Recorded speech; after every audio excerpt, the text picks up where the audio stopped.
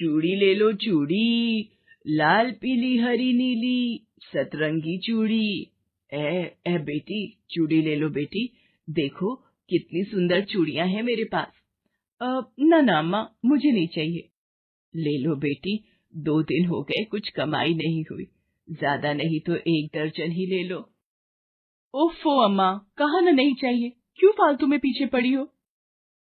एक बार फिर कांता को नाउम्मीदी हाथ लगी थी। एक वक्त था जब कांता की कांच की चूड़ियां हाथों हाथ बिक जाया करती थी, लेकिन अब ऐसा नहीं था। एक तो बढ़ती उम्र की मार, ऊपर से मार्केट में एक से बढ़कर एक डिजाइनर चूड़ियों के आ जाने से कांता का काम अब लगभग ठप ही पड़ गया था। कांता पास की ही बस्ती में अपने इकलौते बेटे किशन के साथ रहा करती थी। किशन बचपन से ही अपाहिज था, इसीलिए कांता को ही घर चलाने के लिए काम करना पड़ता था। वो कई सालों से चूड़ियां बेचने का काम कर रही थी, लेकिन वक्त के साथ लोगों की पसंद और जरूरतें अब बदल गई थी, जिस वजह से अब कांता के सामने रोजी रोटी का संकट आ खड़ा हुआ था। हे भगवान, आज भी एक चूड़ी नहीं बिकी, अब क्या होगा, घर में पकाने के लिए कुछ भी नहीं है। कांता ये सब सोच ही रही थी कि अचानक वहां से एक बड़ी सी गाड़ी गुजरी। जिस जगह कांता अपनी चूड़ियां बेचा करती थी, वहां एक मिट्टी का बड़ा गड्ढा था। उस बड़ी सी गाड़ी का पहिया उस गड्ढे से होकर गुजरा, जिस वजह से काफी सारा गंदा पानी उछलकर कांता की तरफ आ गया। अंधा है क्या? अमीरी के नशे में गरीब दिखाई भी नहीं दे रहे क्या? वो गाड़ी आगे जाकर रुक गई थी। तभी उसमें से एक लड़की बाहर निकली और कांता से जाकर बोली, अम्मा जी, माफ कर दीजिए, मेरे ड्राइवर से गलती हो गई। आपका ज्यादा नुकसान हो गया क्या? ज्यादा के लिए है ही क्या मुझ बुढ़िया के पास बिटिया। खैर, अब जो हो गया सो हो गया। जाओ, तुम जाओ अपने रास्ते। लगता है आज का दिन ही खराब है।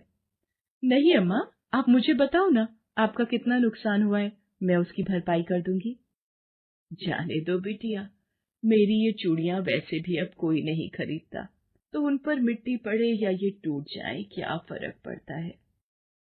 उस लड़की का नाम मानसी था, जो शहर के एक बड़े बिजनेसमैन की इकलौती बेटी थी और हर रोज उसी रास्ते से अपनी बड़ी सी गाड़ी में बैठकर कॉलेज जाया करती थी।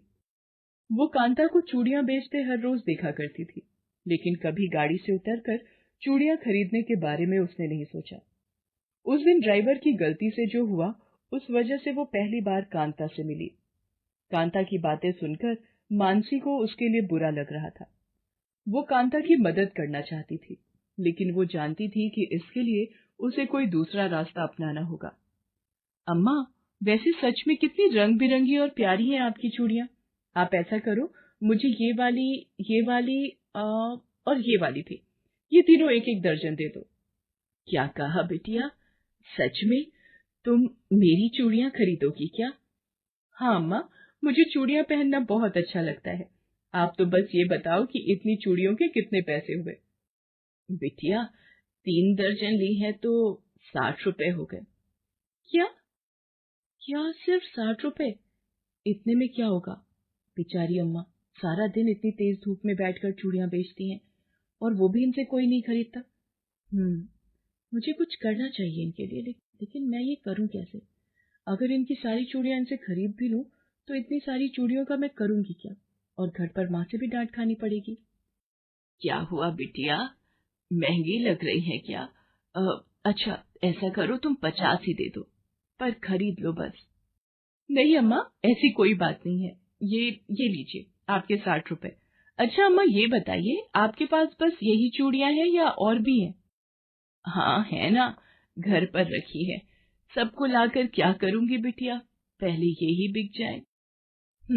ये बात भी सही है। अच्छा अम्मा, अब मैं चलती हूँ। इसके बाद मानसी अपनी गाड़ी में बैठकर वहां से चली जाती है, लेकिन वहां से जाने के बाद भी वो सारा दिन कांता के बारे में ही सोचती रही। वो किसी भी तरह से कांता की मदद करना चाहती थी। फिर अगले दिन, नमस्ते अम्मा, कैसी हो आप?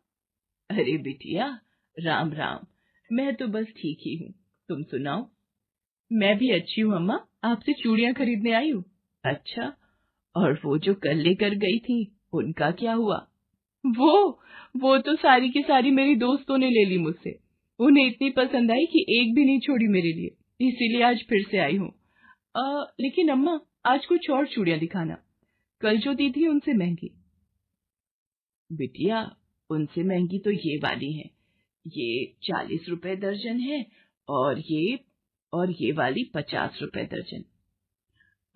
तो ऐसा करो अम्मा, ये 50 वाली 5 दर्जन दे दो। है? क्या कहा बिटिया? 5 दर्जन? इतनी तो नहीं है मेरे पास अभी। हाँ, घर पर रखी है, वहां से जाकर लानी पड़ेंगी।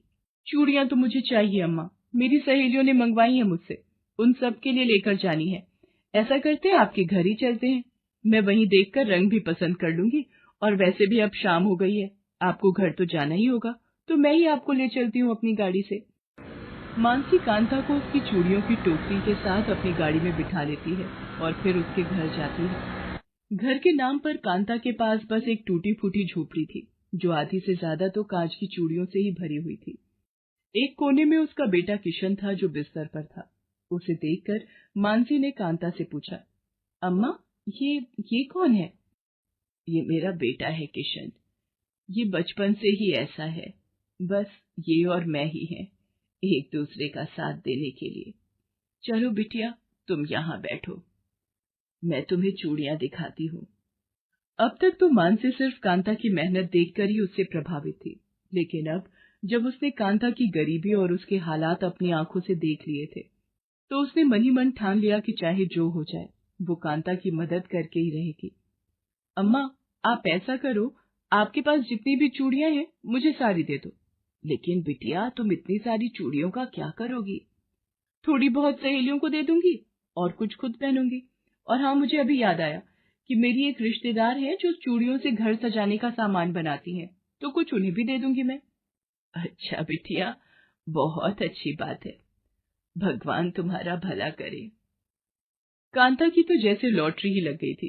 पिछले कई हफ्तों से उसकी एक भी चूड़ी नहीं बिकी थी, लेकिन अब अचानक ही उसकी सारी चूड़ियां मानसी ने खरीद ली, और वो भी मुंह मांगी कीमत पर। कांता के पास अब काफी पैसे थे, जिनसे वो अपना और अपने बेटे का खर्च चला सकती थी। मानसी सिर्फ यही नहीं रुकी, वो हर हफ्ते आकर कांता से ढेर सारी चूड़ियां खरीद कर ले जाने लगी, वो भी सीधे उसके घर से। इसीलिए अब कांता को सड़क के किनारे धूप में बैठकर चूड़ियां बेचने की जरूरत नहीं थी। फिर एक दिन, अरे लक्ष्मी, यहाँ तो आ जरा, ये चूड़ियां तू कहाँ से लाई? ये मुझे एक दीदी ने दी है। दीदी? कौन सी दीदी? वही जो एक बड़ी सी गाड़ी से हर हफ्ते यहाँ आती है, और सिर्फ मुझे ही नहीं, बल्कि बस्ती की हर एक लड़की को ऐसी ही चूड़ियां देकर जाती हैं, वो भी बिल्कुल मुफ्त में। अपने ही पड़ोस में रहने वाली उस लड़की की बात सुनकर कांता की आंखों में आंसू आ जाते हैं। अब वो सब कुछ समझ गई थी कि मानसी असल में उससे सारी चूड़ियां सिर्फ उसकी मदद करने के लिए खरीदती है। असल में वो कांता से चूड़ियां खरीदकर उसी की बस्ती में रहने वाली गरीब लड़कियों में बांट दिया करती थी। इसके बाद से कांता बड़ी ही बेसब्री से मानसी का इंतजार करने लगी, लेकिन इस बार उससे चूड़ियां खरीदने मानसी नहीं, बल्कि सिर्फ उसका ड्राइवर वहां पहुंचा। अरे भैया, पर मानसी बिटिया कहाँ है? वो क्यों नहीं आई चूड़ियां लेने? अब मानसी बेबी नहीं आ पाएंगी। परसों उनकी शादी है, और शादी के बाद वो अपने ससुराल चली जाएंगी, जो यहाँ से बहुत दूर है। लेकिन आप चिंता मत कीजिए, मानसी बेबी ने मुझसे कहा है कि मैं हर हफ्ते आकर आपसे चूड़ियां खरीदता रहूं। मानसी के ड्राइवर की बात सुनकर कांता मुस्कुरा दी। उसने हर बार की तरह इस बार भी सारी चूड़ियां पैक करके दे दी, और उनकी कीमत भी उस ड्राइवर से ले ली। लेकिन इसके साथ ही उसने उस ड्राइवर से मानसी के घर का पता भी ले लिया, और फिर मानसी की शादी के दिन वहां जा पहुंची। उस वक्त मानसी अपनी शादी के लिए तैयार हो रही थी। बेबी जी, वो अम्मा आई हैं बाहर, जिनसे आप चूड़ियां खरीदते हो, वो आपसे मिलना चाहती हैं। हाँ, तो उन्हें अंदर लेकर आओ, और हाँ, उनके लिए चाय नाश्ता भी भिजवा देना। राम राम अम्मा। राम राम बिटिया। हाय, नजर न लगे मेरी बच्ची को, सचमुच परी लग रही हो। बस एक कमी है, लेकिन। कमी? कैसी कमी अम्मा? कांता फौरन अपने झोले से सुर्ख लाल रंग की कांच की चूड़ियां निकालकर अपने हाथों से मानसी को पहना देती है। ये करते हुए उसकी आंखों से आंसू बह रहे थे। बिटिया, ये सिर्फ चूड़ियां नहीं है, ये आशीर्वाद है इस गरीब बुढ़िया का। तुमने जो मेरे लिए किया वो करने के बारे में कोई सोचता तक नहीं। अब बस एक आखिरी वादा मांगने आई हूँ बिटिया। हाँ अम्मा, बताओ ना। बिटिया, जब कभी ससुराल से अपने मायके आओ तो अपनी इस बूढ़ी अम्मा से मिले बिना वापस नहीं जाना। इसके साथ ही मानसी कांता को गले से लगा लेती है। भले ही माली हालत में कांता और मानसी की कभी बराबरी नहीं हो सकती थी, लेकिन सिर्फ कांच की चूड़ियों ने इन दोनों के बीच जो रिश्ता बना दिया था वो बहुत खास था।